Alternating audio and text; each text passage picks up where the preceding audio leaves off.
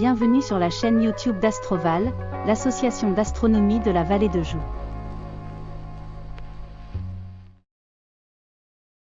Point. Voilà, donc je voudrais commencer par faire un petit point sur les précédentes,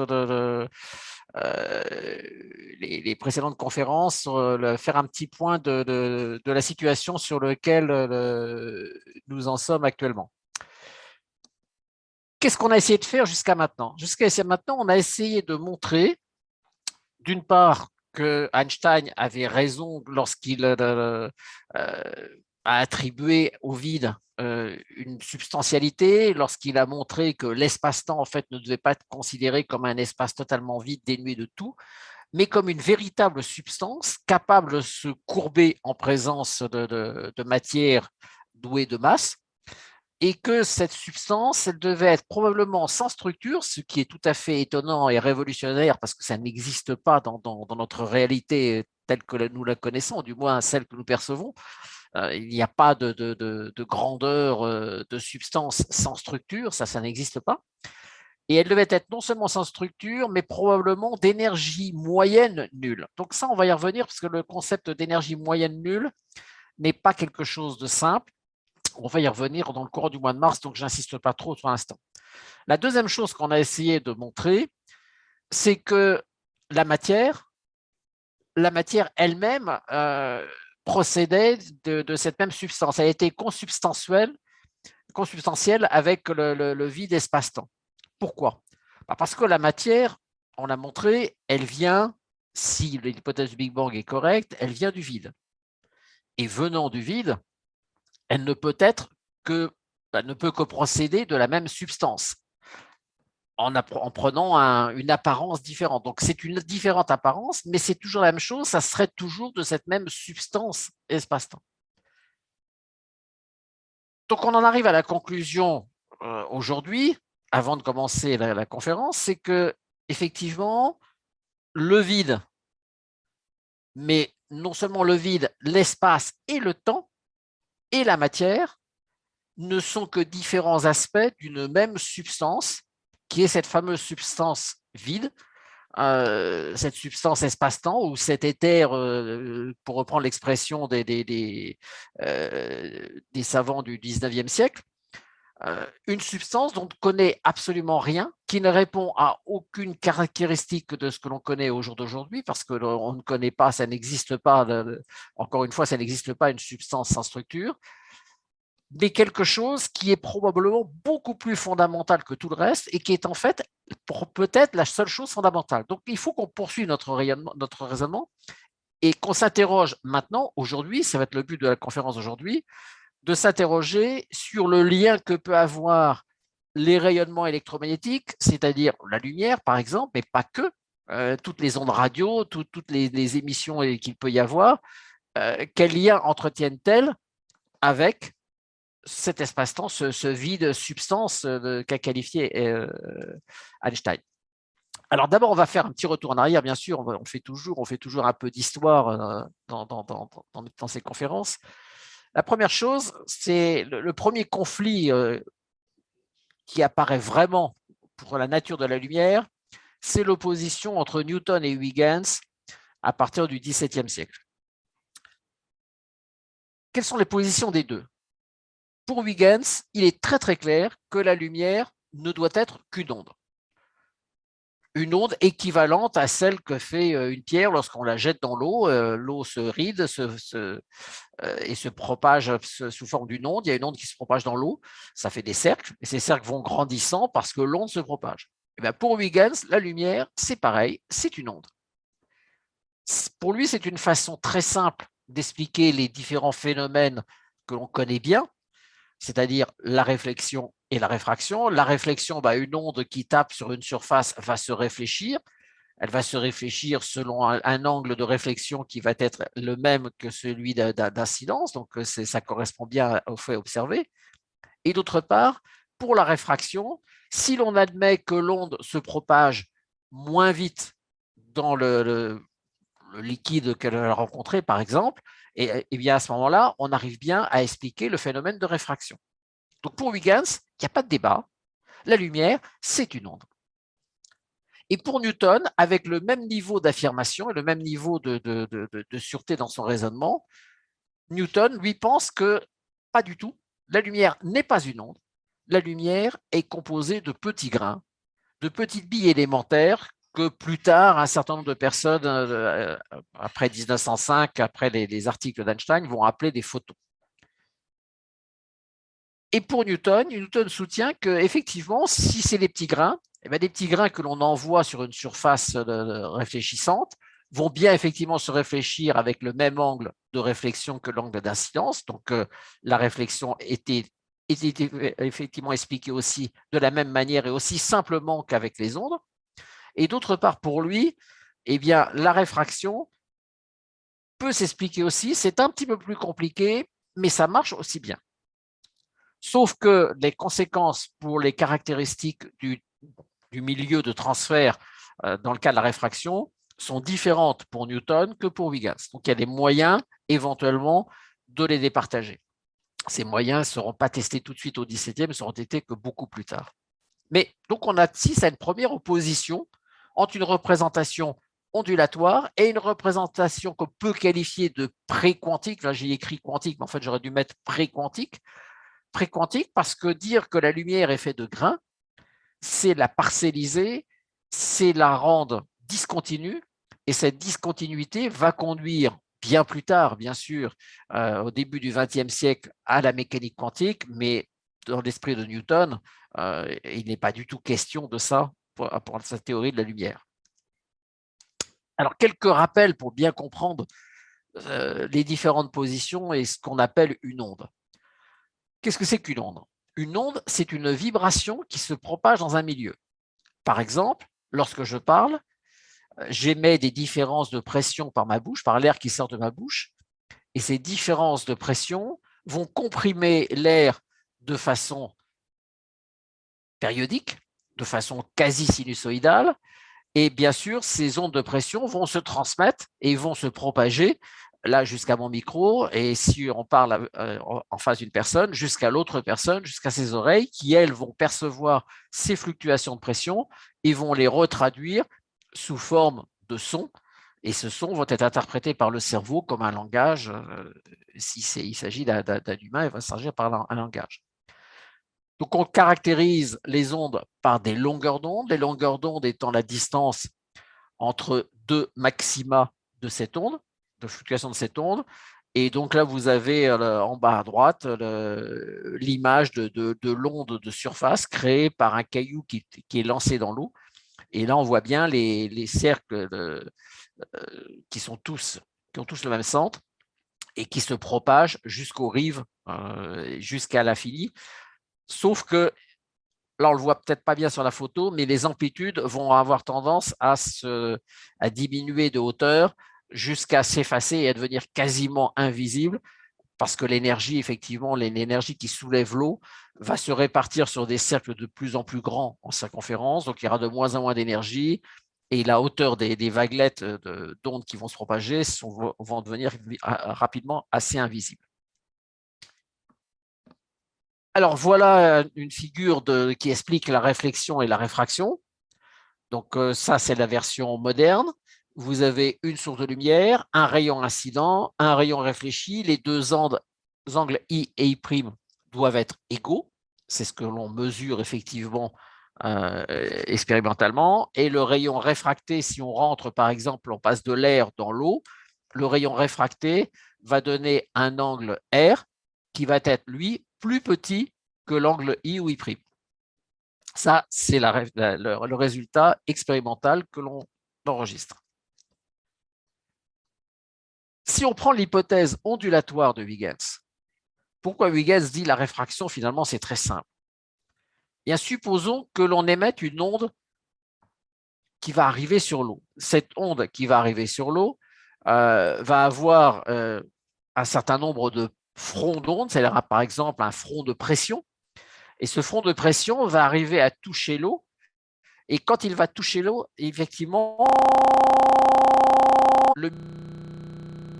une vitesse de propagation qui est plus lente parce que les caractéristiques du milieu sont différentes.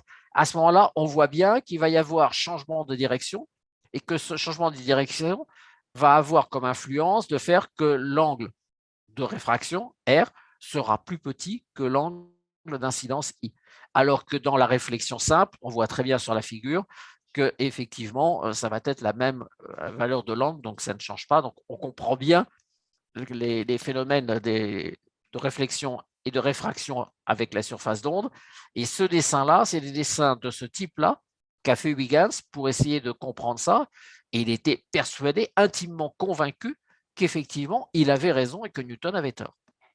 Et de la même façon, Newton pensait qu'effectivement, lui, eh bien, il avait raison et que c'était les autres qui avaient tort.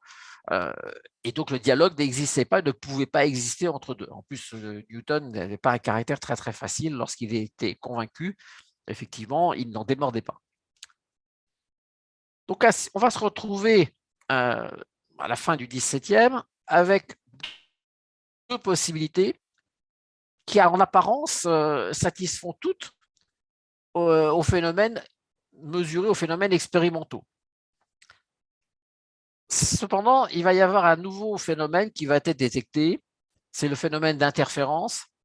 Et ce phénomène d'interférence va faire pencher la balance nettement du côté ondulatoire. Parce qu'effectivement, expliquer les interférences avec des particules, au XVIIIe et même au XIXe siècle et au tout début du XXe, dans les 20 premières années du XXe siècle, c'était totalement impossible.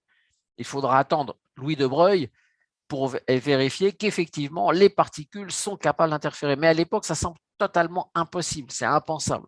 On ne peut pas associer une onde à un objet, à une bille qui se déplace dans le vide.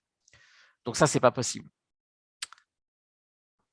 Donc effectivement, ce phénomène d'interférence va falsifier complètement l'hypothèse de Newton et on va abandonner la théorie de Newton, la théorie particulière pour la lumière, pour la remplacer par celle de Huygens en disant finalement c'est Huygens qui avait raison, c'est dommage pour Newton, mais c'est Huygens qui avait raison. Et effectivement, il faut qualifier la lumière comme étant une onde et une onde seulement. Oui, sauf que la science est toujours pleine de rebonds. Les affirmations et les choses définitives, les jugements définitifs en général sont faits toujours pour être modifiés, surtout en sciences et surtout en physique. On n'arrête pas de changer et de déclarer qu'une théorie que l'on avait portée au nu, elle devient fausse ou elle est falsifiée ou elle doit être modifiée de toute façon. Et c'est ce qui va se passer en 1905, lorsqu'Einstein, dans l'article qui va lui valoir d'ailleurs le prix Nobel, c'est à partir de ça qu'il a eu le prix Nobel, va montrer que l'effet photoélectrique, on ne peut l'expliquer qu'à condition que la lumière soit constituée de grains de quantum d'énergie. Et si effectivement la lumière est constituée de grains de quantum d'énergie, à ce moment-là, l'effet photoélectrique s'explique très simplement. Par contre, Einstein va montrer que si la lumière était simplement une onde, on ne pourrait pas expliquer l'aspect, les résultats du moins de l'effet photoélectrique. L'effet photoélectrique est incompatible avec une nature purement ondulatoire de la lumière, alors que par contre, elle est complètement compatible, et même simplement, avec une nature complètement corpusculaire de la lumière. Et donc Einstein va abandonner et va falsifier de ce fait-là la théorie de Huygens sur la lumière comme une onde. Sauf que Einstein, en 1905, a parfaitement conscience qu'il ne peut pas expliquer le phénomène d'interférence. Et ça lui pose un problème. Et comme dans son article porte sur l'effet photoélectrique, il va se focaliser dessus et expliquer l'effet photoélectrique en attribuant une nature corpusculaire à la lumière. Mais cette nature corpusculaire, il va bien se garder de dire que la nature ondulatoire de la lumière, de ce fait-là, est exclue. Il va simplement dire, pour que la lumière puisse expliquer l'effet photoélectrique, il faut lui attribuer une nature corpusculaire. Et ça, c'est ça va ouvrir la porte à une espèce de trouble général parce que les gens vont bien comprendre là qu'effectivement, l'effet photoélectrique, on peut l'expliquer qu'avec un effet corpusculaire. L'effet d'interférence, on ne peut l'expliquer qu'avec un effet, avec une structure ondulatoire, et que donc on se retrouve devant un dilemme avec deux phénomènes complètement incompatibles du point de vue de l'explication. L'un s'explique avec une nature corpusculaire de la lumière, l'autre avec une nature purement ondulatoire de la lumière. Et en plus, on doit rajouter le phénomène de polarisation de la lumière. Alors, qu'est-ce que c'est que le phénomène de polarisation de la lumière? Je dois avoir un petit dessin. Voilà, j'ai les petits dessins en dessous. La lumière polarisée, eh bien, vous avez dans les dessins en haut à gauche, vous avez une lumière normale, c'est-à-dire une lumière qui est circulaire, qui vibre dans toutes les directions transversales à la direction de propagation, qui arrive par exemple sur de l'eau. Et quand elle arrive sur de l'eau, on peut montrer par une petite analyse de la structure de l'eau que seules les vibrations qui vont être parallèles au plan de l'eau vont pouvoir être réfléchies. Et on dira à ce moment-là que la lumière est polarisée. Et si vous avez, vous, des lumières polaroïdes, des lunettes polaroïdes qui prennent en compte uniquement la lumière polarisée verticalement, la lumière réfléchie par le soleil sur une surface d'eau vous sera invisible et donc vous allez supprimer complètement les reflets du soleil sur l'eau et vous pourrez voir à ce moment-là à travers la surface ce qu'il y a en dessous de l'eau. Cette polarisation, bien sûr, n'est explicable qu'avec une structure ondulatoire de la lumière. Donc là encore, l'explication donnée par Einstein, elle est en opposition. Elle est incapable d'expliquer la polarisation de la lumière.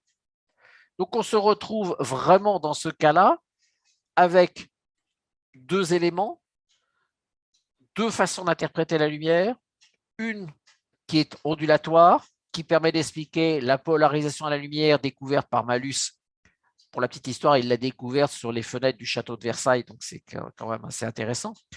Et de l'autre côté, Newton et Einstein, qui vont défendre, eux, une structure corpusculaire de la lumière, ces deux explications étant bien sûr par nature totalement incompatibles. Ça, on le comprend bien facilement. Donc là, vous avez le phénomène d'interférence, et dans le phénomène d'interférence, si vous n'êtes pas dans une onde, si vous êtes dans le cas d'une onde, là, on explique très bien effectivement ce qui se passe, on comprend très bien, rien qu'avec le dessin, ce qui va se passer, et si vous remplacez cette onde par des particules, ben, ça ne marche plus.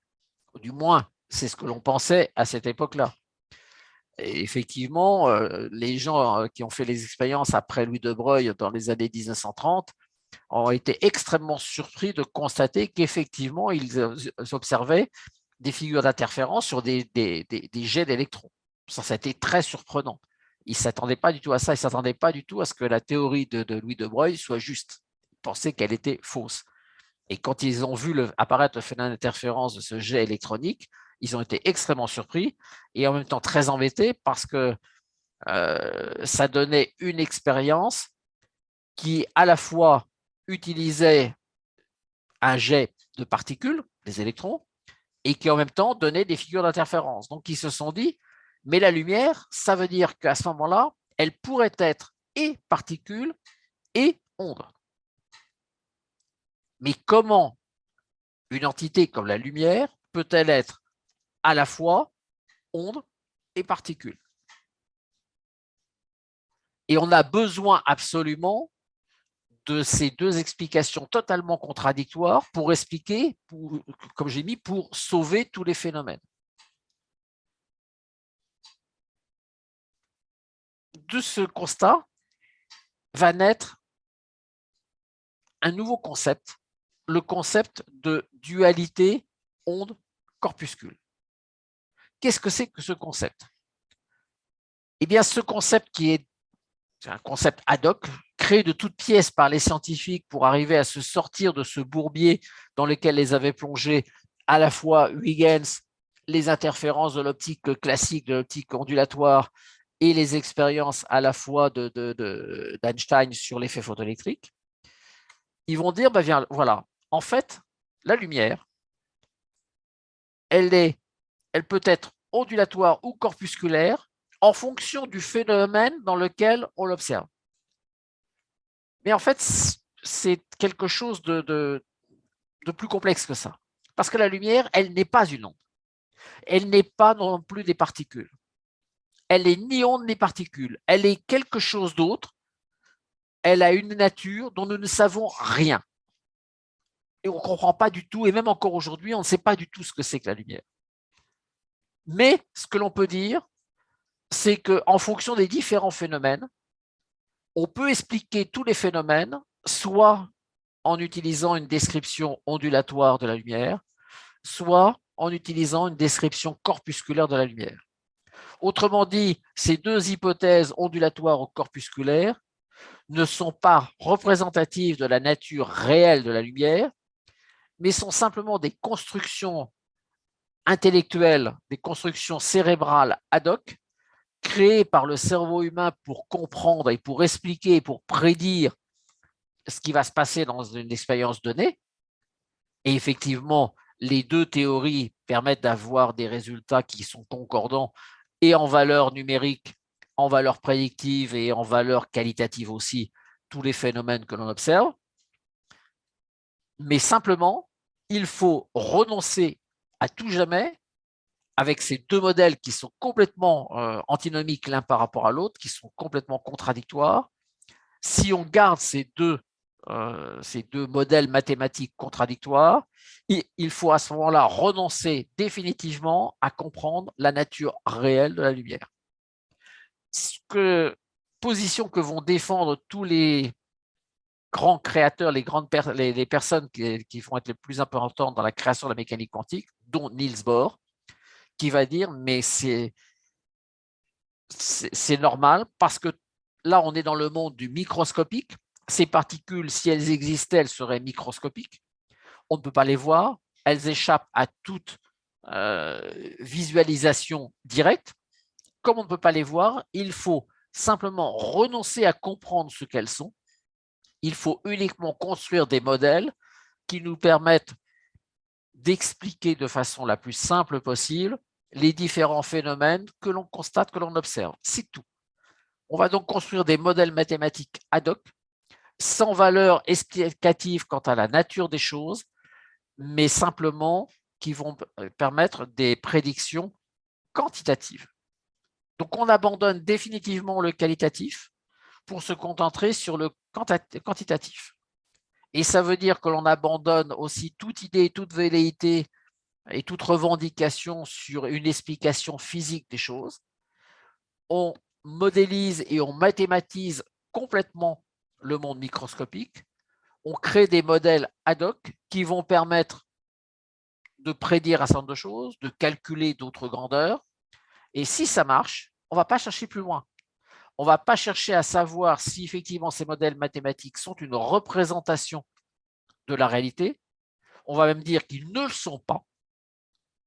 C'est clair, ils ne le sont pas, ils ne peuvent pas l'être parce que ça repose sur des hypothèses ambiguës, voire fausses. Mais par contre, ces modèles ont une valeur intrinsèque très importante. Ils permettent des prévisions, des calculs, et les résultats de ces calculs sont conformes aux résultats empiriques, aux résultats des expériences. Ça, c'est très important parce que c'est très souvent oublié. Quand on enseigne aux étudiants, aux lycéens déjà, mais aux étudiants surtout, quand on leur enseigne la physique, on leur enseigne que la mécanique quantique décrit la réalité. Non, la mécanique quantique ne décrit pas la réalité. La mécanique quantique est un outil théorique, est un modèle ad hoc permettant d'effectuer des prédictions conformes à la réalité, conformes à ce que l'on observe réellement, oui. Mais c'est des résultats quantitatifs. Il faut oublier toute valeur interprétative de la mécanique quantique. La mécanique quantique ne permet que de prédire et que d'interpréter simplement ce qui va se passer, ce que l'on va observer réellement. Ça, oui. Et on va même pouvoir le calculer avec une précision absolument phénoménale. Mais ça ne dit rien, et ça ne dira jamais rien sur ce que l'on manipule réellement. La nature des objets ou des grandeurs physiques que l'on manipule sont à tout jamais complètement exclus de ce genre de modèle. Si l'on veut, si on a une prétention effectivement pour connaître la réalité, il faut créer une autre théorie. Une théorie qui ne soit pas une théorie quantique, une théorie qui ne soit pas une théorie mathématique et exclusivement mathématique, mais qui soit une théorie physique interprétative, ce dont on ne dispose absolument pas aujourd'hui. La seule théorie interprétative que l'on a aujourd'hui, et encore elle dérive fortement vers les mathématiques, c'est la relativité. Mais la relativité a ceci, c'est qu'elle permet effectivement de décrire la nature de l'espace-temps en disant que la nature de l'espace-temps, elle est substantielle et sans structure. C'est déjà un premier niveau de description. La mécanique quantique ne permet pas ça. Donc oui, les deux modèles ondulatoires et corpusculaires, bien sûr, sont contradictoires. Mais ils sont également complémentaires dans le sens où ce sont deux modèles mathématiques qui forment un tout, qui forment la théorie de la lumière, qui forment la théorie de la lumière classique et quantique. Ce sont les deux aspects, effectivement, de la lumière, et on a besoin des deux. Alors, on peut dire qu'effectivement, au moins une des deux représentations doit être fausse, puisque les deux sont contradictoires. Oui, mais on peut dire aussi que les deux sont fausses. Alors, effectivement, comme dit très justement un auditeur, l'inconnaissabilité de cette nature profonde de la lumière, c'est effectivement le résultat de l'imperfection ou de la très forte limitation de notre perception sensorielle. Pourquoi? Parce que quand on connaît quelque chose, on l'observe. Et si on l'observe pour l'homme au moins, essentiellement par la vue. La vue est le système sensoriel qui va nous amener à notre cerveau le plus d'informations. Si on essayait de regarder quantitativement en pourcentage le nombre d'informations utiles qui sont exploitées par notre cerveau pour construire notre pensée, notre façon d'être, etc., c'est à peu près 97 à 98% de visuel et le reste pour les autres modes de perception. On est essentiellement des hommes, des animaux visuels. On est aussi sensible au son, sensible aux odeurs, etc. Mais c'est plus communément, c'est le côté visuel. Et c'est à tel point que pour comprendre, si on veut faire des sciences, on a besoin de créer des modèles. Et dans le mot modèle, il y a implicitement le terme de représentation. Effectivement, lorsque nous sommes en face, par exemple, d'un phénomène optique, mettons un phénomène d'interférence, ou plus simplement, supposons que vous regardiez une flaque d'huile qui est étendue sur le sol. Cette flaque d'huile, elle a eu le temps de s'étendre complètement, de se répartir. Et si le soleil arrive dessus, on voit des anneaux colorés qui sont des anneaux d'interférence qui sont dus à la réflexion entre l'interférence entre la réflexion à la surface de l'huile et la réflexion sur le sol qui va remonter et qui va interférer avec l'onde réfléchie directement. Donc, effectivement, lorsque l'on regarde cette flaque d'huile, on voit des anneaux lumineux et c'est avec cette observation purement visuelle qu'on va s'interroger en disant « mais pourquoi voit-on des anneaux lumineux ?»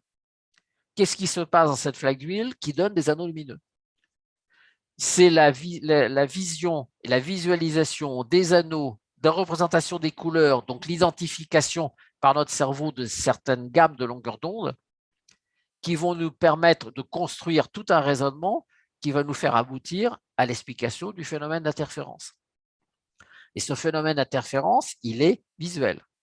Et pour le comprendre bien, on va se représenter dans notre cerveau des longueurs d'onde, des demi-longueurs d'onde, des ondes qui vont être en phase ou qui vont être en opposition de phase, qui vont s'annuler. Bref, on va construire tout un monde de représentations visuelles, intellectuellement, qui va nous permettre de poser la théorie, de la comprendre et après de la formaliser mathématiquement en l'écrivant en langage mathématique. Mais au départ, tout part d'une analyse visuelle et d'une représentation par un modèle visuel d'image dans notre cerveau. Mais si on prend effectivement une représentation ondulatoire ou corpusculaire, on est amené à se poser des questions. Expliquer certains phénomènes, comme les interférences par exemple, ou la polarisation de la lumière, par un phénomène, par une caractéristique ondulatoire de la lumière, ça induit une question. C'est que si la lumière peut s'expliquer dans certains phénomènes comme une onde, elle doit nécessairement se reposer sur une substance pour se propager. Bien sûr, cette substance va être la substance qui a été définie par Einstein, c'est la trame de l'espace-temps, c'est le vide éther, cette fameuse substance sans structure qui va permettre effectivement à cette lumière de se propager. Ça, pour l'admettre, il n'y a pas de problème. Si on admet bien la théorie de la relativité d'Einstein, il n'y a pas de souci, ça découle de source quasiment. Mais si on prend maintenant pour l'effet photoélectrique l'interprétation ondulatoire de la lumière, à ce moment-là, on n'a pas besoin de cette substance. Alors, bien sûr, ces corpuscules vont se déplacer dans la substance espace-temps, mais sans être freinés. Donc déjà, ça donne une caractéristique un peu nouvelle à cette substance espace-temps définie par Einstein, c'est que cette substance espace-temps, elle doit être telle qu'elle ne freine pas le mouvement des grains qui se déplacent dans ce milieu. Donc elle doit être quelque chose comme un superfluide. C'est un fluide un peu spécial, un peu particulier. Et en plus, ces corpuscules, pour vérifier, pour expliquer l'effet photoélectrique, doivent être tels qu'ils comportent, chacun d'eux, ils portent une certaine quantité d'énergie. Cette quantité d'énergie étant égale à H, la constante de Planck, multipliée par la fréquence associée à cette onde. Ça, Einstein l'a montré. Pour qu'effectivement on explique correctement l'effet photoélectrique, il faut poser cette hypothèse. Oui, mais là, on est confronté à une nouvelle question. Si les grains de lumière possèdent une énergie, ils devraient avoir une masse, puisque la masse, c'est de l'énergie stockée. Or, jusqu'à présent, jusqu'en ce début 2022, on n'a pas détecté d'ondes, enfin de masse aux photons. Si les photons n'ont pas de masse, cette énergie, elle est stockée comment dans ces photons?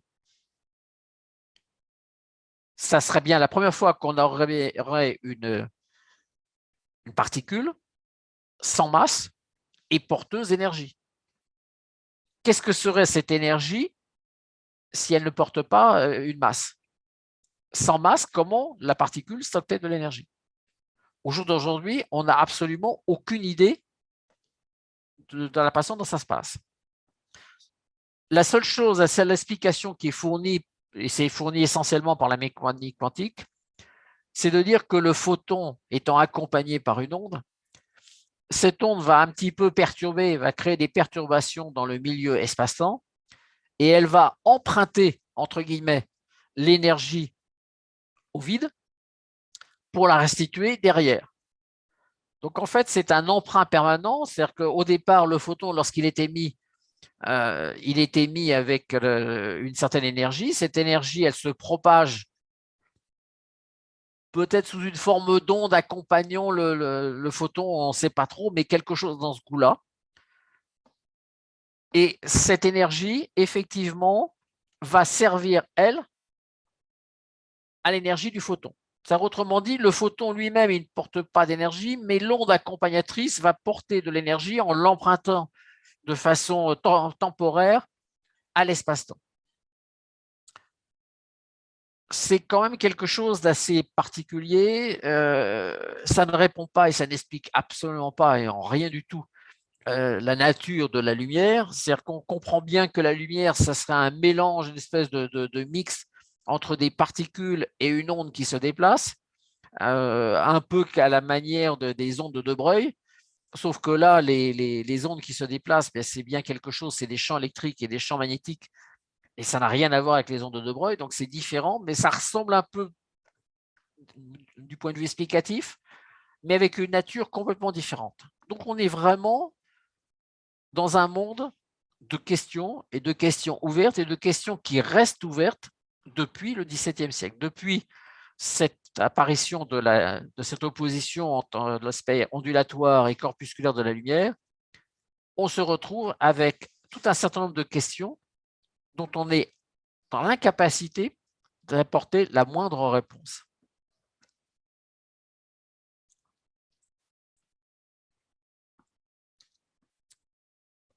Alors, un certain nombre de scientifiques se sont même posé la question, une question très importante parce qu'elle va contre la théorie d'Einstein, contre son prix Nobel.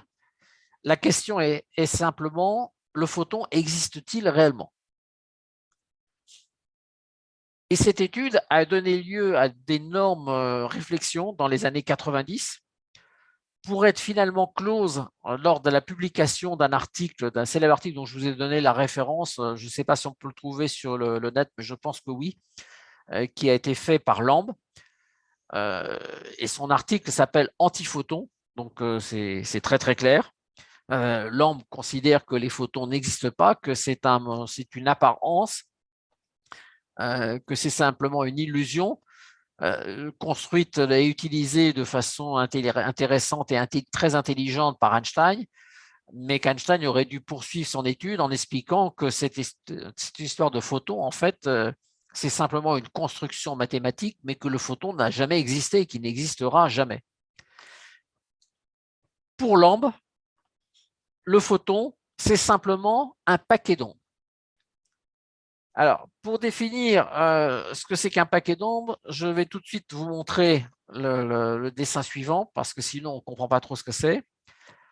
Un paquet d'ondes, c'est une somme d'ondes sinusoïdales. Sur la partie gauche, vous avez des ondes sinusoïdales. Là, vous en avez trois. Vous en avez une en noir, une en bleu, en pointillé bleu, et une autre en pointillé vert, dont les fréquences sont très voisines et dont les amplitudes sont différentes.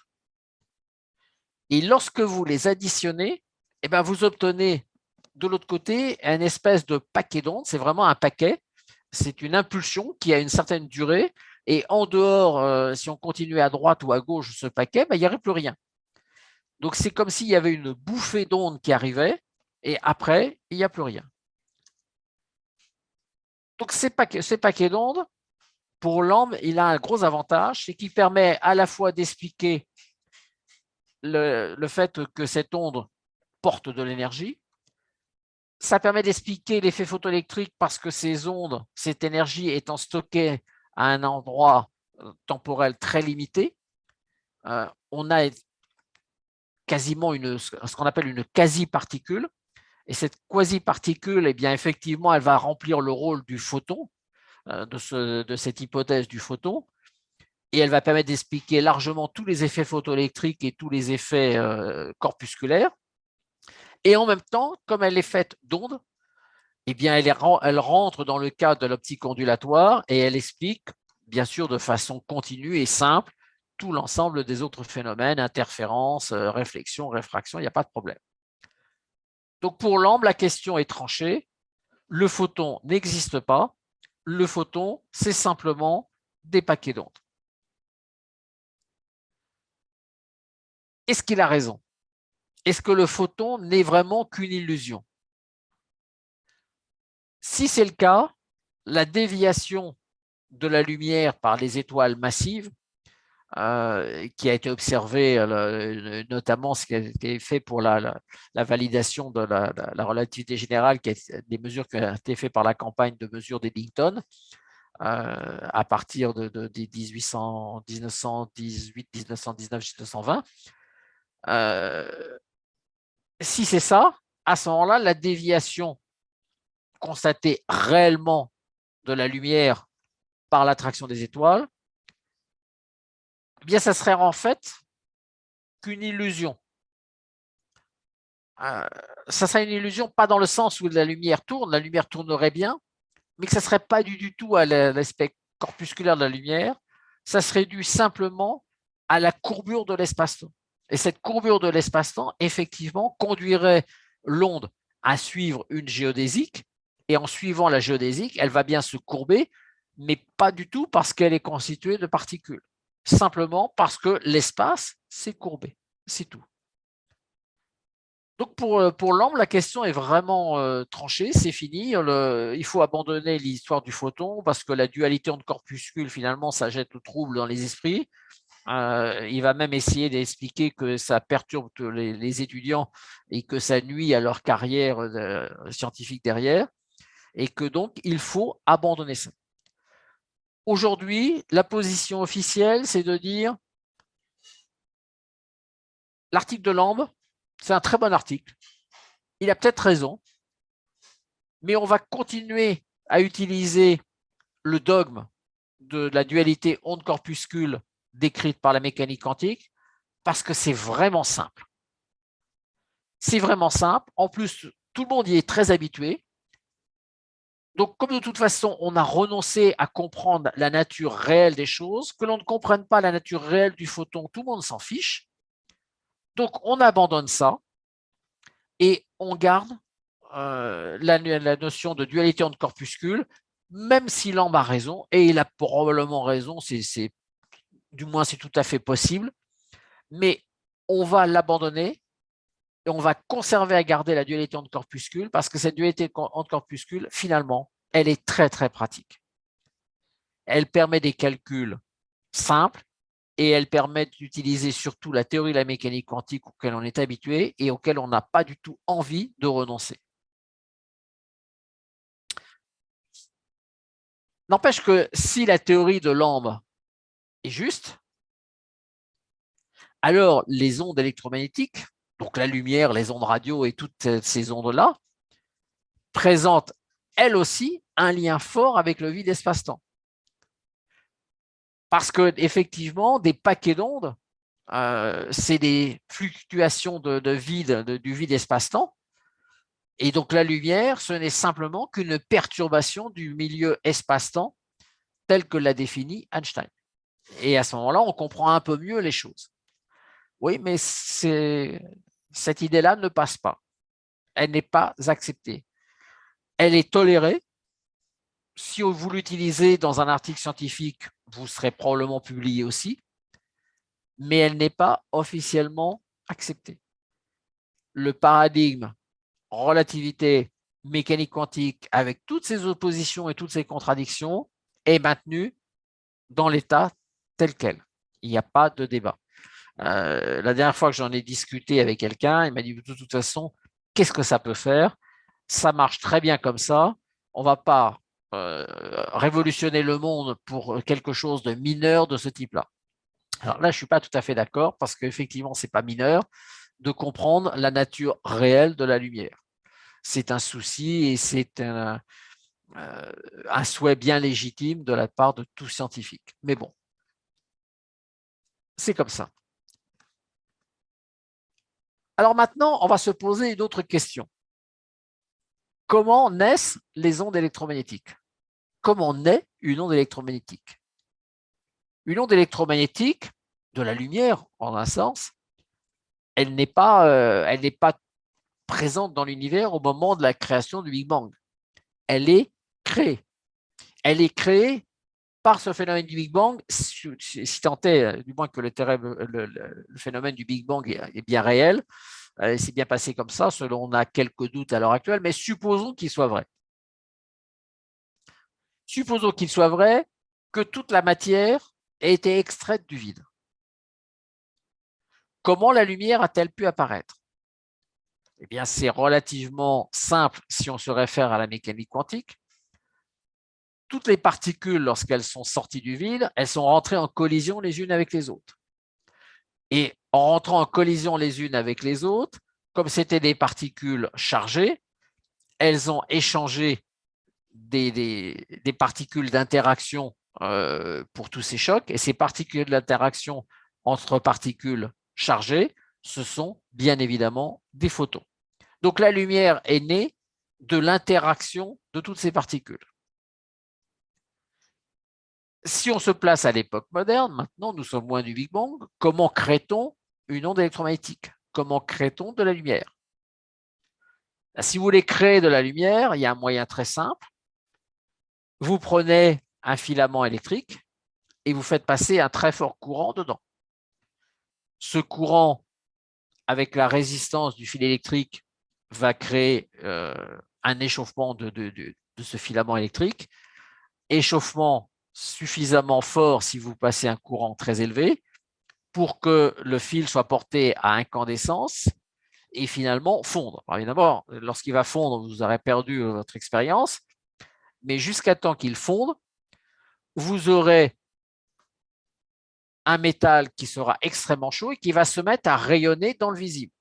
Alors, on me dirait, il rayonne avant. Oui, il rayonne déjà de l'infrarouge avant. Dès que vous mettez à faire passer un courant dedans, vous ne voyez rien, vos yeux ne voient rien, mais il émet quand même de l'infrarouge. Nos yeux sont des instruments de mesure très, très peu performants puisqu'ils détectent des ondes, le rayonnement des ondes qu'entre 0,4 et 0,8 microns, c'est-à-dire une toute petite plage de fréquence, celle qui correspond à la domination des ondes émises par le Soleil. C'est le haut du pic du Soleil et c'est ça que l'on voit, mais on ne voit rien d'autre. C'est normal parce que c'est ce qui nous est le plus utile et le reste, ça ne nous est pas utile. Donc, les yeux ne sont pas spécialisés pour les infrarouges. Mais lorsque le morceau de métal va émettre la lumière, qu'est-ce qui se passe? Lorsqu'il devient rouge, qu'est-ce qui se passe réellement? Eh bien, qu'est-ce qui se passe? C'est que certains électrons de chaque atome de fer vont changer d'orbite et vont passer dans une orbite avec un niveau énergétique plus élevé. Mais comme c'est une position instable, parce que ce n'est pas leur orbite de base, au bout d'un certain temps, cet électron va retomber. Et en retombant, il va transformer l'écart d'énergie entre les deux niveaux énergétiques sous forme de photon. Et un photon va être émis. Et si l'écart de niveau est suffisamment grand, la lumière va finir par rentrer dans le champ visible, ce que l'on va voir lorsque le morceau de fer va devenir rouge et puis ensuite jaune et puis ensuite voilà, de plus en plus brillant. Donc là, effectivement, ce sont des sauts électroniques qui vont permettre, lorsque l'électron va retomber sur son orbite initiale, de libérer une certaine quantité d'énergie sous forme de photons. Et là, l'interprétation particulière de la lumière fonctionne très bien. Mais on comprend très bien qu'effectivement, l'interprétation de Lamb marcherait aussi bien. Que l'électron, en changeant d'orbite, libère une certaine quantité d'énergie sous forme d'un paquet d'ondes, d'une espèce de burst ondulatoire, ça marche aussi bien. Mais bon, bref. Maintenant, ce n'est pas suffisant. Là, on explique l'émission d'un photon. Mais la lumière, si c'est une onde, si on prend l'aspect ondulatoire de la lumière est constituée de deux choses, un champ électrique et un champ magnétique. Il faut, si on veut avoir une étude un peu complète, il faut que l'on se pose la question de la nature de ces champs électriques et de ces champs magnétiques par rapport à tout ce qu'on vient de dire. Si on considère un électron au repos, un électron d'un métal qui est posé sur la table, immobile par rapport à vous. Cet électron va créer un champ électrique qui va rayonner dans toutes les directions autour de la charge. Qu'est-ce que c'est que ce champ électrique? On ne sait pas. On sait simplement que c'est un champ, donc un objet mathématique, qui, lorsqu'une autre charge va se trouver plongée dans ce champ électrique, si on prend deux charges électriques distantes d'une distance d, la première charge électrique va créer un champ électrique qui va interférer avec la seconde charge électrique et va provoquer une force. Autrement dit, un champ électrique, c'est un médiateur qui permet d'agir à distance sur une autre charge.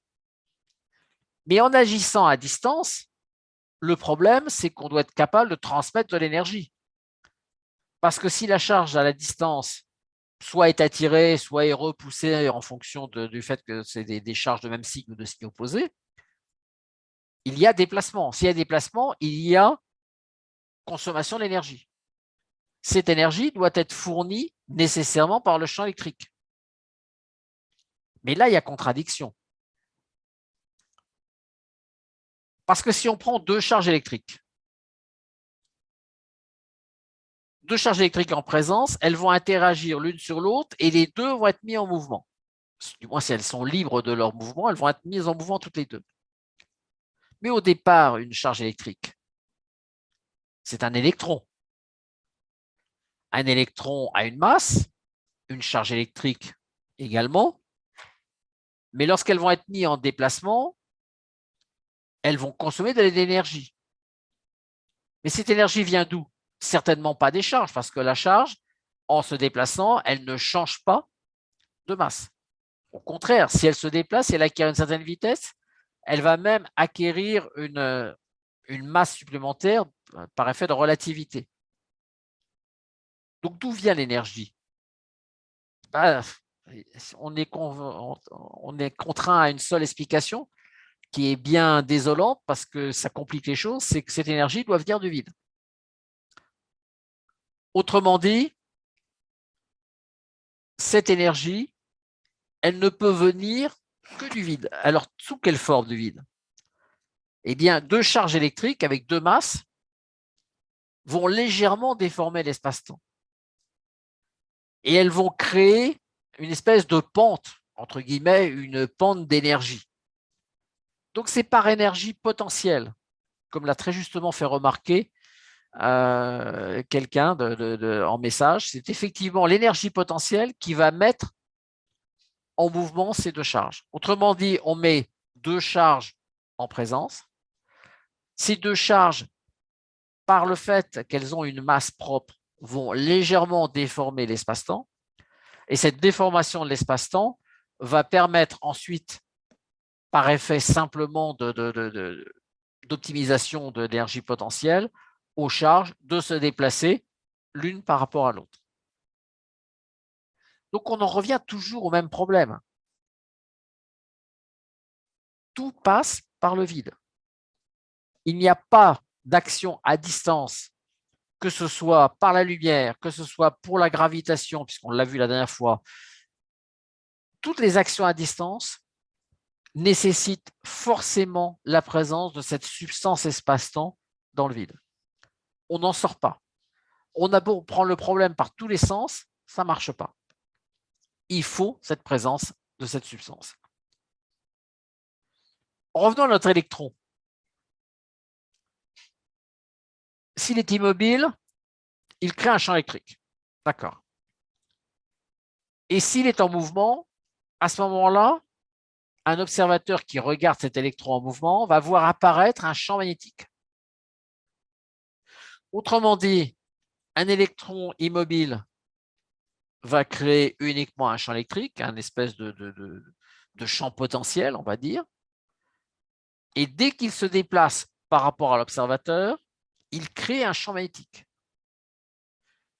Ce champ magnétique, Maxwell va se rendre compte que ce champ magnétique, en fait, dans sa formulation mathématique, c'est en fait la traduction simplement d'un champ électrique qui se déplace.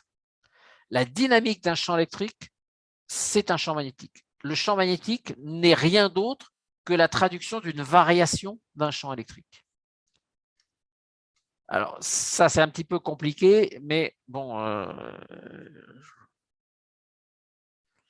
on peut le démontrer, disons, on peut le démontrer mathématiquement, on peut le démontrer par les modèles des équations de Maxwell, on peut montrer qu'effectivement, le champ magnétique n'est qu'un effet dynamique du champ électrique.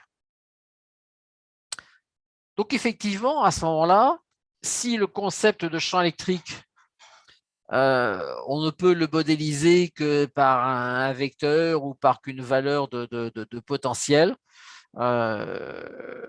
le champ magnétique, lui, le champ magnétique, il va être défini uniquement par simplement, comment dire, une traduction simplement d'un mouvement. Donc là, par exemple, vous avez des figures avec des figures de champs électriques. Vous avez deux charges opposées, deux charges identiques, et on voit les lignes de champ électrique qui correspondent aux lignes de potentiel que l'on va créer entre deux. Dans la figure du bas, vous avez effectivement des lignes qui sont disjointes, qui vont faire que potentiellement vous avez un maximum au milieu, donc les particules vont avoir tendance à s'écarter, alors que dans la figure du haut, vous créez bien un sillon entre les deux particules, c'est un minimum de potentiel, et pour ça, les deux particules vont glisser dans ce minimum de potentiel.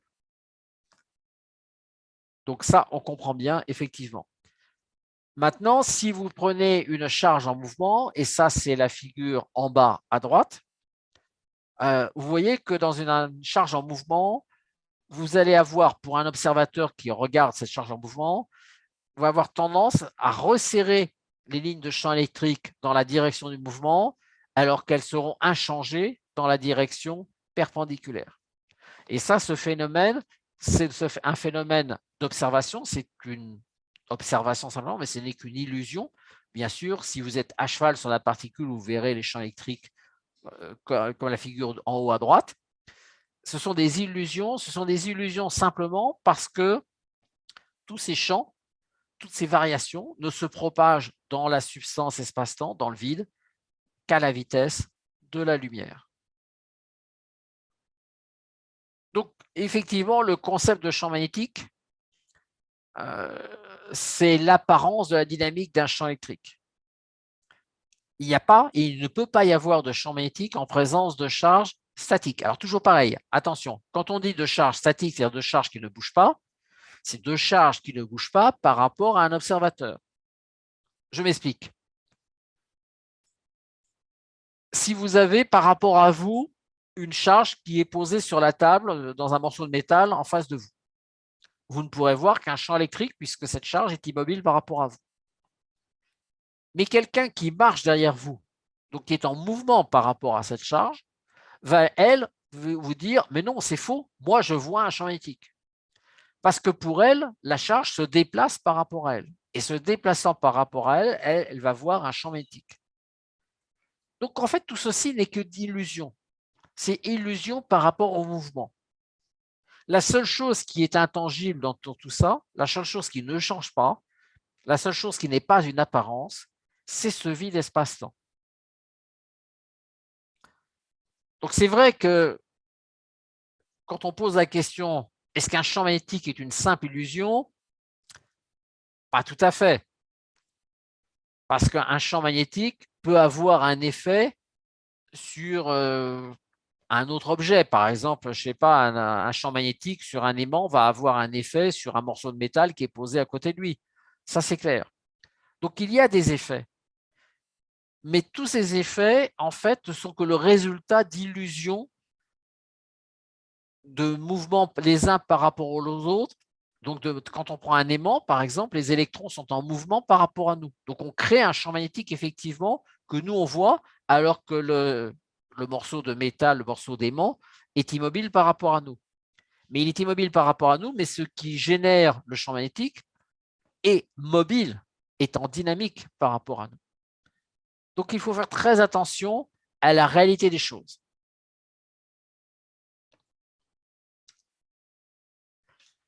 Alors, je voudrais aborder quelque chose qui est très, très, très peu connu et qui a été soulevé dans les années 2010, donc c'est très récent, par un brillant physicien anglais de l'université d'Oxford et qui porte sur ce qu'on appelle la force de Lorentz. Alors, la force de Lorentz, je vais prendre un petit schéma pour vous expliquer. On va considérer en gris, là, ce qui est en gris, c'est un aimant. Un aimant avec un champ magnétique représenté en noir verticalement que j'ai appelé H.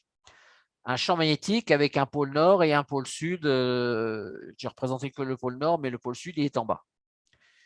Et puis, on crée à l'intérieur, entre ces deux parties dans lesquelles circule le champ magnétique, on crée un circuit électrique, un fil, dans lequel on fait passer un courant I. Et on va supposer que la partie soumise au champ magnétique est de longueur L. Eh bien, si la partie soumise au champ magnétique H est de longueur L, à ce moment-là, on voit apparaître une force qui va être perpendiculaire à la fois au champ magnétique et au courant I. Et cette force va être proportionnelle à l'intensité du champ magnétique, à la longueur du morceau de fil qui est dans ce champ magnétique et du courant I, avec une constante de vent, bon, peu importe. Donc, ça veut dire qu'un champ magnétique agit sur les électrons pour créer une force. Cette force est perpendiculaire au champ magnétique et perpendiculaire au courant. Or, qu'est-ce que l'on sait d'une force qui est perpendiculaire à autre chose? Ça veut dire que les courants I ne peuvent pas créer de force perpendiculaire, puisque le courant I est né d'une énergie qui circule dans le sens du courant, donc elle ne peut pas créer de force perpendiculaire. Même chose, le champ magnétique H est perpendiculaire à la force, donc il ne peut pas être responsable de cette énergie qui va créer la force. Donc d'où vient l'énergie de la force de Lorentz? Puisque le courant I ne peut pas prélever de l'énergie pour la transmettre sous une force perpendiculaire, ça c'est pas possible. Et même réponse pour le champ magnétique ne peut pas fournir d'énergie puisque la force F lui est perpendiculaire. Donc on se retrouve dans le cas avec une force créée, la force de Lorentz créée par la combinaison de ce champ magnétique avec ce courant I, qui se trouve être sans explication.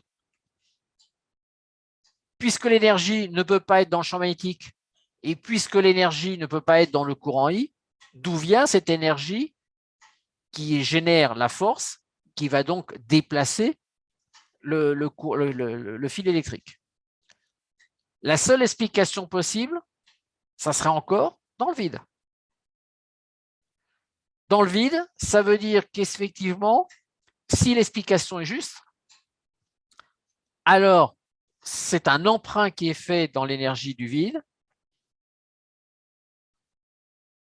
Et s'il est emprunté au vide, il faut bien qu'il soit restitué à un moment ou à un autre.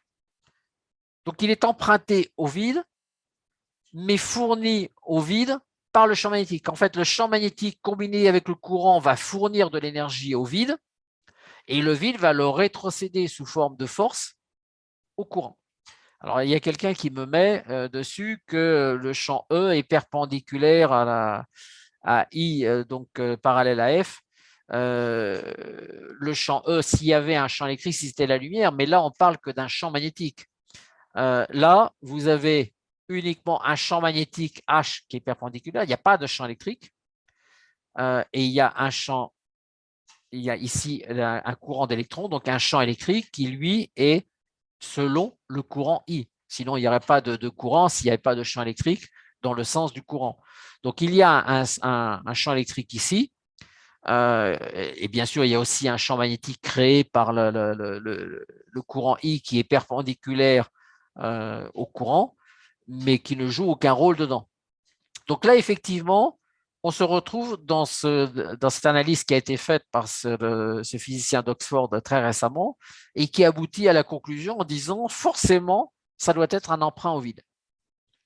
Ça ne peut être qu'un emprunt au vide, comme le prône très souvent la mécanique quantique, en disant de toute façon, le vide est là pour prêter de l'énergie et il se la reprend derrière, il n'y a pas de problème, c'est des emprunts d'énergie, exactement comme les particules virtuelles où le vide prête les particules virtuelles à la réalité pour les récupérer au bout d'un certain temps t, qui est compatible avec les équations les relations d'incertitude d'Heisenberg. Donc là encore, on se retrouve dans une explication, la seule possible, qui est que le vide, il doit jouer un rôle quelque part.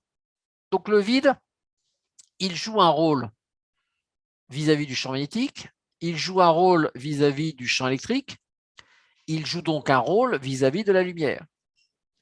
Et effectivement, si l'hypothèse de Lamb est juste, à ce moment-là, effectivement, la lumière a à voir de façon très très proche et de façon permanente avec la substance espace-temps définie par Einstein.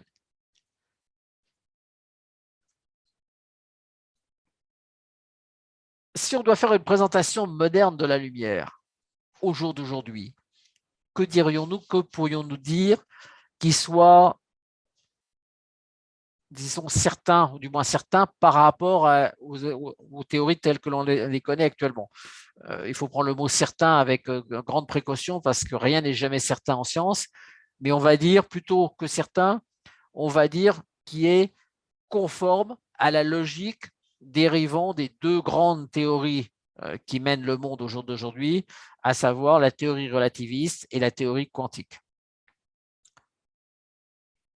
Ce qu'on peut dire, c'est qu'elles ne sont pas des vibrations du vide au sens des ondes gravitationnelles. Ce ne sont pas des ondes gravitationnelles. Pourquoi ce ne sont pas des ondes gravitationnelles? Parce que la lumière et les ondes électromagnétiques se composaient de champs électriques et de champs magnétiques. Or, les ondes gravitationnelles n'ont pas de champ électrique, ne génèrent pas de champ électrique ni de champ magnétique. Ce sont des ondes de structure. Ce sont des ondes structurelles de cette substance espace-temps. Un peu à la façon des ondes lorsque vous jetez un caillou dans l'eau. C'est un peu la même chose que vous faites quand lorsque vous fusionnez deux trous noirs, sauf que ça fait un plus gros plouf.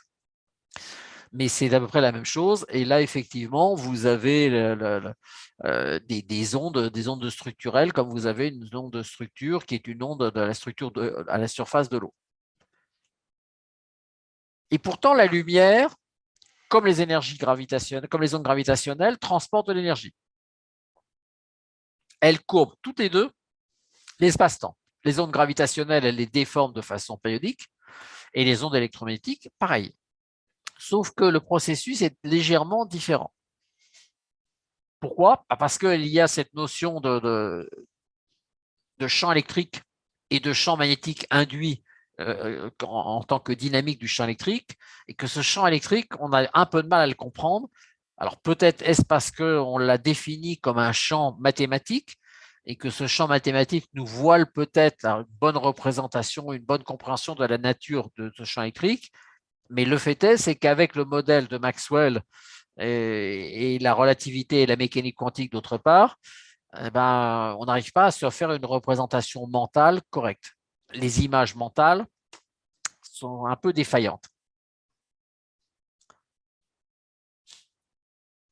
Ce que l'on peut dire aussi, c'est que les ondes électromagnétiques, elles sont différentes des ondes gravitationnelles. Parce que si les ondes électromagnétiques, effectivement, vont bien courber l'espace-temps dans le sens où elles transportent de l'énergie et que l'énergie courbe l'espace-temps, elles ne sont pas du tout de même nature que les forces gravitationnelles. Ça n'a rien à voir. D'ailleurs, la lumière n'agit pas sur les masses. Bien qu'on pourrait dire, mais si, d'ailleurs l'expérience d'Eddington l'a prouvé. La courbure de la lumière à proximité d'une étoile, c'est bien la preuve que la lumière interagit avec l'espace-temps, interagit avec la gravitation. Alors, oui et non. Oui, dans le sens où ça agit bien avec la courbure de l'espace-temps.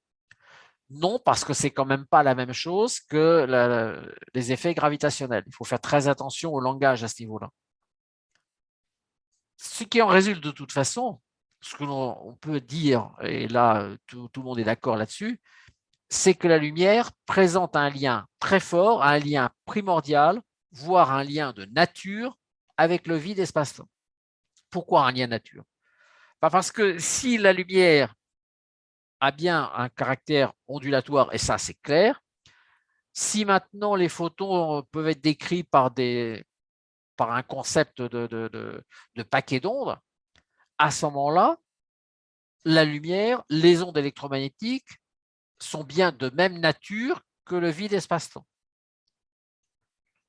avec simplement des caractéristiques bien particulières. Ce sont simplement des aspects. C'est une apparence du vide espace-temps, mais des apparences bien particulières dans des conditions bien spécifiques. Que sont véritablement ces ondes électromagnétiques? Aujourd'hui, objectivement, personne n'a de réponse et personne ne veut surtout entendre la question. Si vous posez la question à quelqu'un, que sont les ondes électromagnétiques, quelle est la nature réelle d'un photon, les gens vont être très prudents. Alors, il y a une personne qui a fait une tentative dans les années 1938-1939, c'est Louis de Broglie. Louis de Broglie, il a fait une tentative originale, qui a échoué, mais qui était une tentative originale, en disant, finalement, un photon, il y a une chose qu'on ne pense pas a priori, c'est qu'un photon a un spin de grandeur 1. Et de Broglie va dire, mais comme toutes les particules ont un spin de grandeur 1,5, pourquoi ne pas représenter le photon comme un couple de particules? Et il va pousser son raisonnement en disant, le photon, il n'a pas de masse et il n'a pas de charge. La seule particule que l'on connaisse qui est sans masse et sans charge à son époque, c'est le neutrino. Et Louis de Broglie va dire, un photon, on pourrait le modéliser, on pourrait se le représenter comme un couple de deux neutrinos tournant en sens inverse. Et à ce moment-là, les choses rentrent dans l'ordre. On peut à ce moment-là expliquer la nature des photons en disant que ce sont des couples de neutrinos. Alors, il va publier ça dans les années 36 à 38, je crois, de mémoire. Il a même écrit un énorme bouquin dessus, un énorme bouquin en 2 tomes. D'ailleurs, il va mettre les choses vraiment très au point. Il va faire une théorie mathématique très importante. Et puis, dans les années 40, il va abandonner son idée parce que à cette époque-là, on commence à douter que le photon n'ait pas de masse. Et là, il se dit, si le photon a une masse, à ce moment-là, ça ne marche plus du tout. Donc, il va abandonner son idée. Mais n'empêche que ces deux livres qui décrivent sa théorie complète du modèle du photon ont été publiés et ont intéressé un certain nombre de personnes. Mais au jour d'aujourd'hui, cette hypothèse est passablement abandonnée et l'hypothèse du paquet d'ondes est quand même fortement, du moins préférée. Mais n'empêche que c'était intéressant. D'autant plus intéressant que si on revient à ce qu'on avait dit à la précédente conférence, que la matière est constituée de vide espace-temps qui est en dynamique, par exemple en rotation, à ce moment-là, si on prend des neutrinos comme des volumes d'espace-temps simplement animés, par exemple, d'une rotation, on pourrait dire à ce moment-là que le photon, son énergie, il la stocke dans son mouvement. Et à ce moment-là, c'est plus la masse, c'est autre chose, mais ça redevient cohérent. Et à ce moment-là, on peut assez bien expliquer un certain nombre de phénomènes. Ça prouve quoi? Tout ceci prouve une chose, c'est que les modèles de la lumière tels qu'on les a émis depuis le XVIIe siècle, c'est-à-dire la lumière ondulatoire, purement ondulatoire, la lumière purement corpusculaire, la lumière onde corpuscule avec cette dualité onde-corpuscule dont on ne comprend plus vraiment les choses, cette lumière paquet d'ondes, cette lumière finalement dont on ne comprend pas très bien où elle stocke l'énergie, comment ça se passe réellement avec la relativité générale, eh bien à ce moment-là, ce qu'on peut dire, c'est que les modèles mathématiques tels qu'on les utilise, s'ils permettent bien des calculs en accord avec les mesures, ils n'expliquent rien de la nature des choses. Et là, ça commence à être un vrai problème. Parce que d'accord, on sait faire de la technologie avec les modèles actuels. La mécanique quantique permet des calculs extraordinaires. Elle permet de mettre des machines au point, comme les accélérateurs de particules du CERN, comme les chaises au MIT ou à Brookhaven. On arrive à faire des machines extraordinaires. La relativité générale permet des choses extraordinaires aussi. Elle permet les voyages spatiaux, elle permet les voyages d'exploration interplanétaire. C'est absolument extraordinaire. Sauf que tout ceci ne sont que des modèles de calcul. La théorie de la relativité donne un semblant, un début de représentation par image mentale. Bien que ce soit difficile de se représenter une image mentale dans un espace-temps à 4 dimensions. Ça, c'est un peu compliqué. Et la mécanique quantique interdit même et exclut définitivement toute représentation par image mentale. Est-ce que notre cerveau n'est pas aujourd'hui à la limite de ses capacités d'extrapolation hors image mentale? Est-ce qu'on ne court pas le risque aujourd'hui, avec ces extrapolations, d'aller dans des voies de garage, dans des mauvaises explications, parce que on ne sait plus analyser correctement, on n'analyse plus qu'avec des modèles mathématiques, et ça, c'est un vrai problème, c'est une vraie question aujourd'hui posée. Si vous discutez par exemple avec des astrophysiciens, ils vont vous dire oui, aujourd'hui j'ai fait une thèse, ça m'a pris 4 ans ma thèse, et je l'ai fait sur un modèle mathématique de modélisation du cœur des étoiles. Et ça m'est arrivé, j'ai discuté avec un chercheur comme ça, je lui dis c'est bien, c'est intéressant, et tu as abouti à quoi? J'ai abouti à pas grand-chose parce que mon modèle mathématique, on m'avait demandé de construire le modèle mathématique de façon qu'il puisse expliquer toutes les données que l'on avait actuellement. Puis donc, tu as construit un modèle informatique qui est un modèle ad hoc. Il m'a dit, c'est exactement ça. Et ce modèle ad hoc, on va lui faire tourner pour le faire étendre ses prédictions, et on va en tirer d'autres prédictions, et on va essayer de vérifier, voir si ces prédictions sont conformes à ce qu'on observe ou pas. Si ça ne marche pas, mon modèle mathématique, je pourrais le mettre à la poubelle, et ma thèse, je pourrais la mettre à la poubelle. Et si ça marche bien, eh bien à ce moment-là, ça sera adopté et on le conservera comme modèle additif à la relativité générale.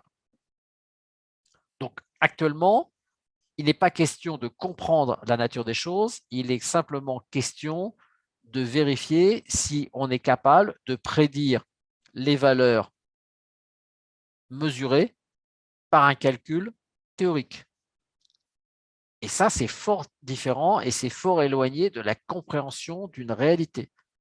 On n'est plus dans une interprétation, dans une compréhension de la réalité, on est dans une capacité de calcul pour vérifier, pour être en accord avec ce que l'on observe.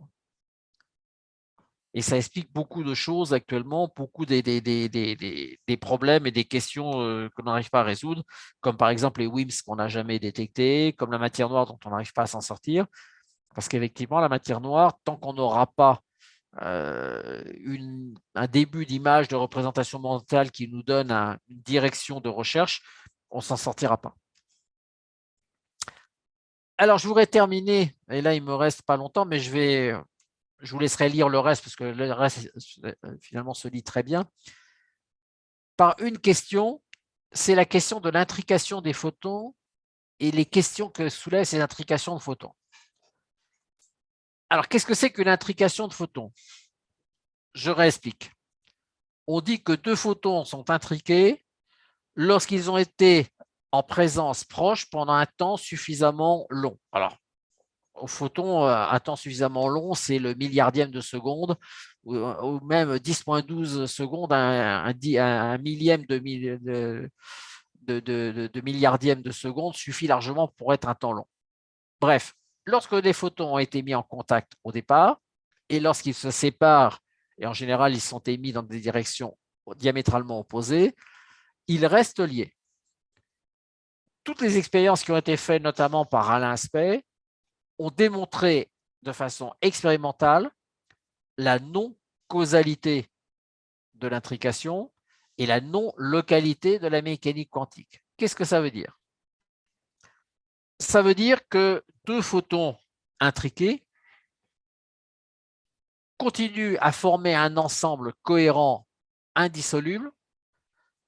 On ne peut pas mesurer un des photons sans interagir de façon immédiate et synchronisée avec l'autre photon. Autrement dit, la mesure d'un des photons va avoir une répercussion immédiate sur l'autre photon. Donc ça, c'est la non-localité complète. Et non-causalité aussi par la même occasion, puisque ça se propage, il y a une pseudo-propagation, ce n'est pas une propagation, mais il y a un état de fait qui est plus rapide que la vitesse de la lumière, donc c'est une non-causalité totale. Si les photons, maintenant, peuvent être décrits réellement, si la nature réelle des photons, ce sont bien des paquets d'ondes comme le soutient Lamb. À ce moment-là, comment expliquer le phénomène d'intrication? Est-ce qu'on peut vraiment intriquer des paquets d'ondes? La définition de l'intrication, c'est mise en présence pendant un temps suffisant de deux objets individuels. Mais comment mettre en relation, pendant un certain temps, deux paquets d'ondes? Deux paquets d'ondes, ça voudrait dire qu'ils vibrent tous les deux localement dans le même point de l'espace-temps? Oui, on peut imaginer ça. Mais à ce moment-là, qu'est-ce que ça voudrait dire? Pourquoi les deux phénomènes, pourquoi les deux paquets d'ondes qui se déplaceraient après de chacun dans une direction différente seraient-ils liés? Comment pourraient-ils être liés alors que des paquets d'ondes, c'est des paquets d'ondes, c'est des vibrations. Donc, on ne peut pas dire qu'ils sont liés l'un par rapport à l'autre. Que devient l'explication de l'intrication avec l'explication de Lamb? Alors, c'est probablement une des limitations du concept de paquet d'ondes de Lamb. Même si le phénomène d'intrication, on est capable de le définir, on n'est pas capable de le comprendre. Définir l'intrication comme deux photons qui ont été mis en contact l'un avec l'autre pendant un temps suffisant, c'est une chose.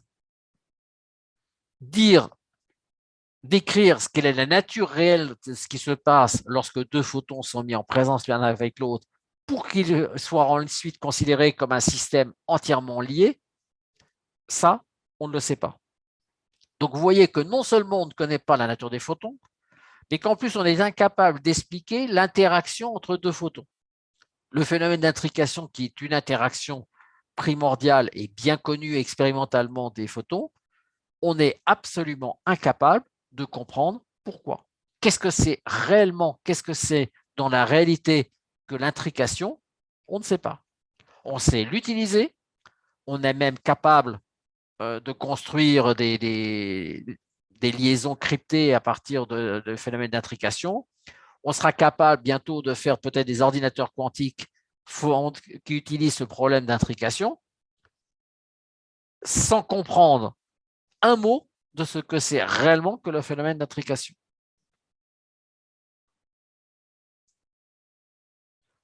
Alors, question qui m'est posée toujours par une personne. Dans un laser, les paquets d'ondes sont mis en phase. Comment mettons en phase des paquets d'ondes? Alors, pour mettre en phase des paquets d'ondes, ça, on peut y arriver. On peut y arriver, c'est une technique un peu compliquée, mais ça demanderait pas mal de temps pour vous expliquer.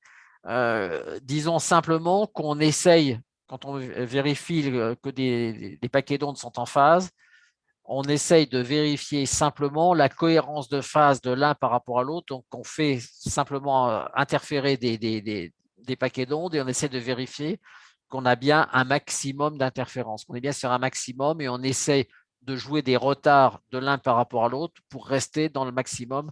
C'est un problème de linéaire retard, c'est un problème de ce qu'on appelle le phénomène de corrélation. Je ne vais pas rentrer dedans, c'est trop compliqué, ça dépasse très, très, très largement le sujet de la conférence d'aujourd'hui. Mais oui, on peut le faire. On sait faire des techniques de mise en phase de paquets d'ondes avec des systèmes de corrélation. Je pourrais vous donner des références dessus, mais pas dans le cadre ici.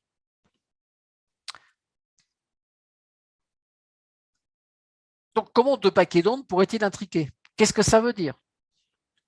Qu'est-ce que c'est que l'intrication? Est-ce que 2 paquets d'ondes, dans le cadre du phénomène d'intrication, peuvent-ils réellement être intriqués? On ne sait même pas ce que veut dire être intriqué. On sait le comment, on sait comment on fait quand on intriquer 2 particules, ça on sait, mais pourquoi c'est intriqué? Qu'est-ce que c'est que le phénomène d'intrication? Quelle est la nature profonde du phénomène d'intrication? On n'en a aucune idée. Donc finalement, on se retrouve avec 2 solutions. L'argument de Lamb, le paquet d'ondes pour le photon. L'hypothèse Einstein et de Planck, c'est le photon corpusculaire accompagné d'une onde qui est l'onde de Broglie, et qui permettent de justifier l'interférence des particules, mais qui n'explique pas à ce moment-là la nature du champ électrique. Qu'est-ce que c'est que le champ électrique? Le champ électrique serait simplement à ce moment-là un phénomène potentiel, mais ce n'est pas clair non plus. Quelle est la bonne hypothèse? Personne n'en a la moindre idée. Est-ce qu'on fait fausse route en gardant cette discussion? Si on simplement on discute entre l'argument de Lamb et l'hypothèse d'Einstein-Planck, est-ce qu'on fait simplement fausse route ou pas? Est-ce que ce choix doit bien se faire entre ces 2 choses simplement, ou est-ce qu'on oublie quelque chose d'autre? On n'en sait rien. La question reste totalement ouverte. Voilà, il me reste 4-5 minutes. Je voudrais les ouvrir pour une discussion. Donc, il y a quelques transparents derrière pour resituer les phénomènes d'intrication, mais ça, je vous le laisserai découvrir dans les transparents que je vous transmettrai. Vous verrez qu'ils ont été empruntés dans une autre conférence, une autre série de conférences que j'ai fait il y a quelques années. Mais bon, ça vous permet de bien réfléchir sur le phénomène d'intrication en complément par rapport à ce qu'on vient de dire aujourd'hui.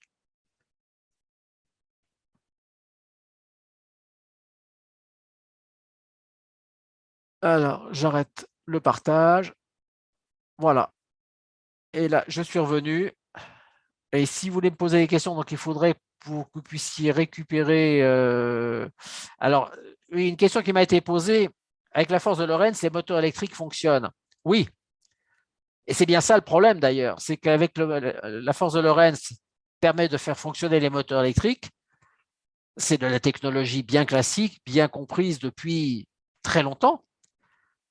Mais il a fallu attendre cet article de ce physicien d'Oxford très récemment pour essayer de comprendre vraiment le fonctionnement d'un moteur électrique. Parce que quand on disait qu'il y avait une force de Lorentz, Lorentz expliquait bien, donnait bien l'expression correcte de sa force, mais n'expliquait pas la nature ni l'origine de l'énergie. Il s'en était bien... il avait bien... il n'avait pas voulu se poser cette question, bien que Lorentz avait bien mis le doigt sur cette problématique, mais il n'avait pas voulu rentrer dans ce débat parce qu'effectivement, c'était au-delà de ses capacités à l'époque de Lorentz. Voilà, donc est-ce que vous avez des questions? Il reste 2-3 minutes, donc si vous avez des questions, allez-y. Vous pouvez ouvrir les micros.